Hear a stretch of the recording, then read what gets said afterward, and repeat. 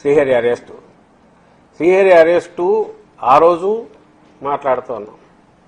ఆయన senior journalist, editor హోదాలో ఉన్నారు.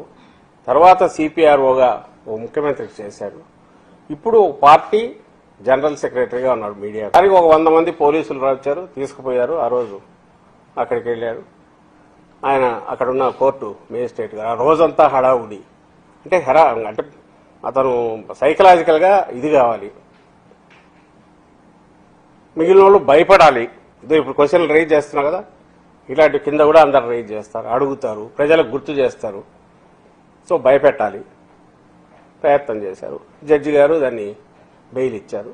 హైకోర్టు సస్పెన్షన్లో పెడుతూ హైకోర్టు ఏం కామెంట్ చేసింది, దాన్ని చేసి మళ్ళీ అరెస్ట్ చేస్తారేమో అంటే ఎందుకు చేస్తారు, చేయరు కదా అని కూడా ఓవరాల్గా అన్నారు.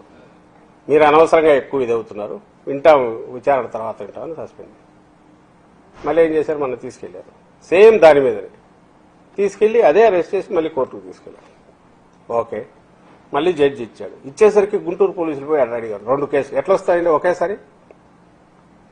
ఒకే కేసు 3 ఎక్కువ ఎఫ్ఐఆర్లు, ఒకటి కంటే ఎక్కువ ఎఫ్ఐఆర్లు ఉండకూడదని సుప్రీంకోర్టు చెప్పినా కూడా, ఎందుకంటే దీన్ని వాడడమే హెరాస్మెంట్కు, కక్ష సాధింపు దానికి, వేధించడానికి, టెర్రరైజ్ చేయడానికి సిస్టమ్ వాడుతుంది, పోలీస్ వ్యవస్థ వాడచ్చు లేదా పొలిటికల్ బాసెస్ వాడచ్చు అనే ఉద్దేశంతోనే. లేకపోతే ఏముంది, ఒక కేసు మీద 10 స్టేషన్లో పెడతారు, 14 ఇక్కడి నుంచి ఇక్కడ తీసుకుపోతారు, ఆ రిమాండ్లో వేసినాక మళ్ళీ పీటీ వారెంట్ తెచ్చి మళ్ళీ తీసుకుపోతారు, చెప్తా ఉండొచ్చు సంవత్సరాల తరబడిన అని. ఒకే దాంట్లో ఒకే క్రైమ్ అని మీరు అనుకుంటున్న దాని మీద ఒకటి కంటే ఎక్కువ ఉండకూడదు అని చెప్పింది. అయినా సరే ప్లస్ ఇక్కడ గుంటూరు ఏదైతే అన్నారో అవి రిమాండ్ రిపోర్ట్లో కూడా అక్కడ మెన్షన్ చేశాడు.